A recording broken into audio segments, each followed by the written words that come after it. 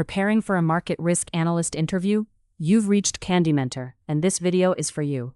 We'll walk through 15 key questions you're likely to face. For each question, you'll see a sample answer, followed by the key points to cover. Subscribe, like, and share, and drop a topic request in the comments. Question 1. What is market risk, and how is it different from credit risk and liquidity risk? Market risk is the risk that portfolio value changes because observable market variables move against us. That includes interest rates, equity prices, FX rates, commodity prices, volatility, and credit spreads. Credit risk is about a borrower or counterparty failing to meet obligations. Liquidity risk is about not being able to trade, fund, or unwind without material cost. In practice, they interact, but market risk starts with exposure to market price movements. While answering, focus on price movement risk across rates, equities, FX, commodities, and credit spreads. Then contrast it with counterparty default risk and inability to exit positions efficiently. Question 2. How would you explain value at risk to a non-technical stakeholder? VAR is a loss estimate with a probability and time horizon attached. If a portfolio has one-day 99% VAR of $10 million, I would say we expect losses to exceed $10 million on roughly 1 out of 100 trading days, assuming the model and recent market behavior hold. It is useful for comparing risk across desks, but it is not a worst-case number. Tail losses require stress testing or expected shortfall.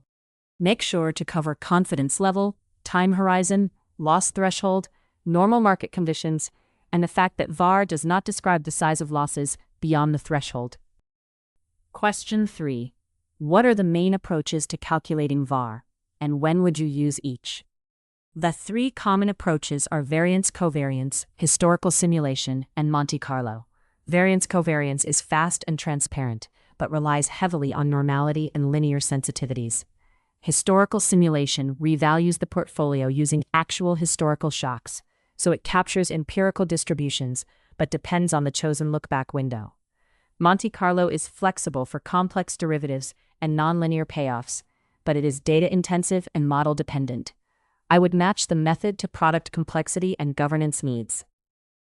In your answer, talk about historical simulation, variance-covariance, and Monte Carlo VAR, including assumptions, computational burden, treatment of nonlinear instruments, and dependence on historical data quality. Question 4. What is expected shortfall, and why do regulators often prefer it over VAR? Expected shortfall answers the question VAR leaves open.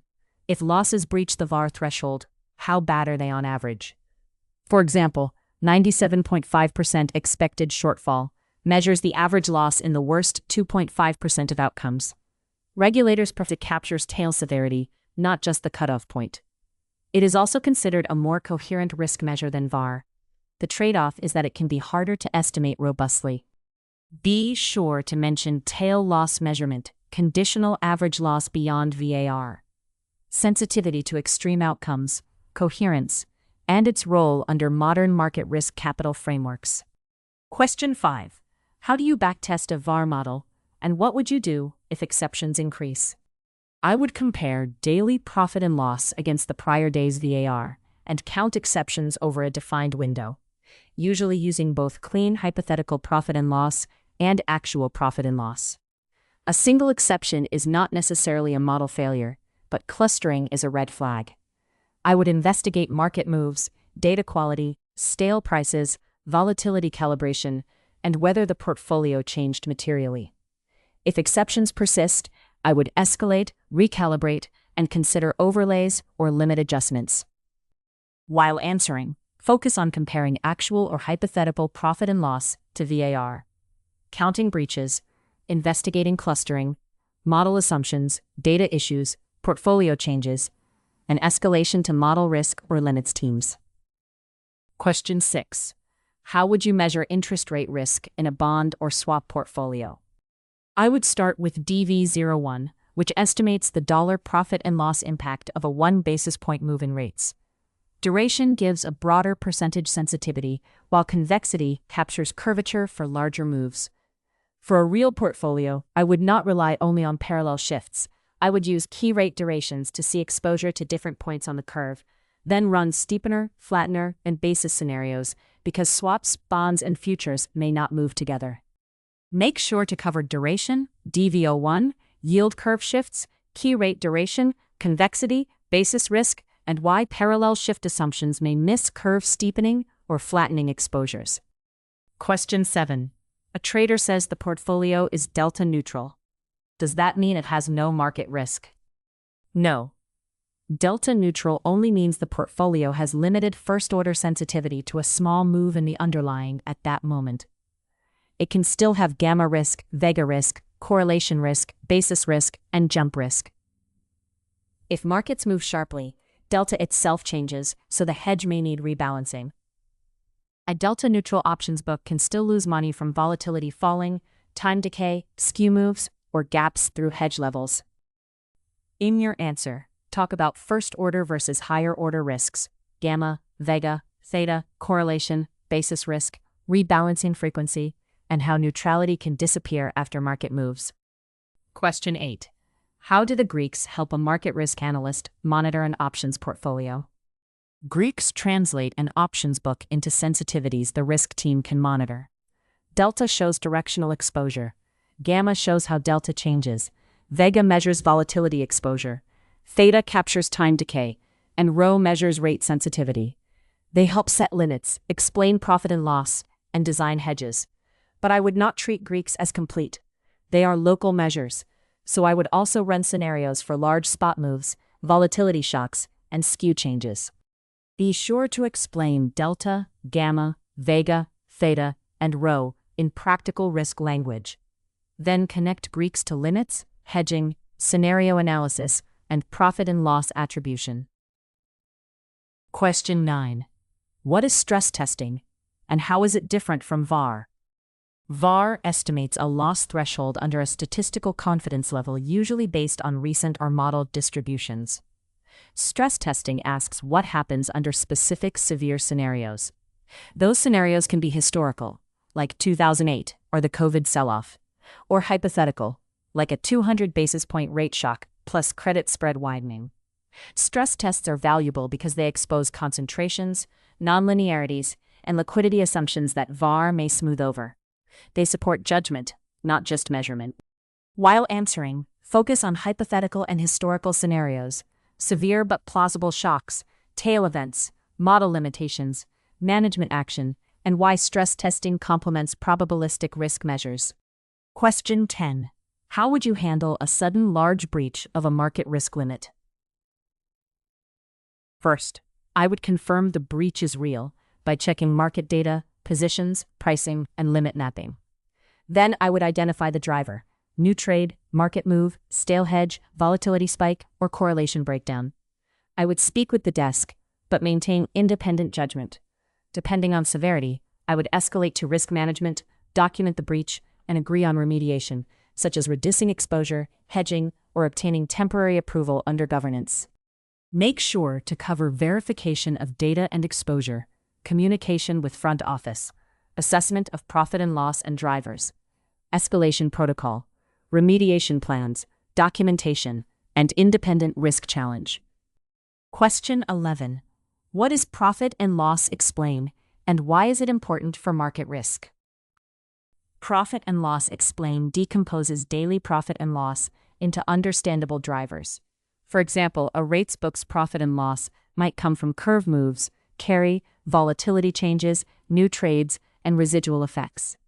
It matters because risk measures should connect to realized outcomes. If a large portion of profit and loss is unexplained, it may indicate missing sensitivities, bad market data, model limitations, or booking issues. Good profit and loss explain strengthens confidence in VAR, stress tests, and limits. In your answer, talk about attributing daily profit and loss to risk factors, sensitivities, new trades, carry, model effects, residuals, and how unexplained profit and loss can reveal model or data issues. Question 12. How do correlations affect portfolio market risk, and what can go wrong with correlation assumptions? Correlation drives how much diversification a portfolio actually has. If two positions usually offset each other, measured risk can look low. The danger is that correlations are not stable, especially in stress. Assets that look diversified may sell off together when investors de-risk, funding tightens, or liquidity disappears. I would test correlation assumptions with historical windows, stressed correlations, and scenario analysis. Tail dependence matters because crises often break the relationships used in normal period models. Be sure to mention diversification benefits, correlation instability during stress, regime shifts, crowded trades, tail dependence, and why historical correlations may underestimate losses in crises. Question 13. What market risk metrics would you monitor for a trading desk on a daily basis? I would monitor a mix of headline and granular metrics. Headline measures include VAR, expected shortfall, stress losses, and limit utilization. Then I would look at risk sensitivity such as DVO1, CSO1, delta, vega, gamma, and FX exposure, depending on the desk. I would also review profit and loss explain, new trades, concentrations, and liquidity flags. The key is not just reporting numbers, but identifying what changed and whether the desk's risk profile is still intended. While answering, focus on combining VAR, expected shortfall, stress losses, sensitivities, Greeks, exposures, limit utilization, profit and loss explain, liquidity indicators, and notable market moves into a practical dashboard. Question 14. How would you think about market risk for an illiquid or hard-to-price position? Illiquid positions need more conservative risk treatment because prices may not update frequently, and exits can be costly. I would look at independent price verification, valuation uncertainty, bid-ask spreads, model inputs, and comparable instruments. Standard VAR can understate risk if stale prices suppress volatility. I would apply liquidity-adjusted stress scenarios, longer holding periods, and valuation reserves where appropriate. The key is recognizing that mark-to-market risk and liquidation risk become closely linked. Make sure to cover valuation uncertainty, stale prices, wider bid-ask spreads, liquidity horizons, model risk, independent price verification, valuation reserves, stress testing, and conservative limit treatment. Question 15. What do you know about FRTB, and why is it relevant to a market risk analyst role? FRTB is the Basel framework that overhauls market risk capital rules for trading books. It replaces VAR with expected shortfall for internal models, introduces liquidity horizons, tightens the trading book versus banking book boundary, and requires tests such as backtesting and profit and loss attribution. It also distinguishes modelable and non-modelable risk factors. For a market risk analyst, FRTB matters because daily data quality, risk factor mapping, explainability, and model performance directly affect capital. Be sure to mention the fundamental review of the trading book, revised boundary rules, expected shortfall, liquidity horizons, modelability of risk factors, backtesting, profit and loss attribution, and capital impact. If you are still with us, congratulations, you are much ahead of the rest and serious about preparing for your interview. We hope we were able to add value to your preparation and create some helpful content. Do not forget to like and share this video. Your small act can do great things for us.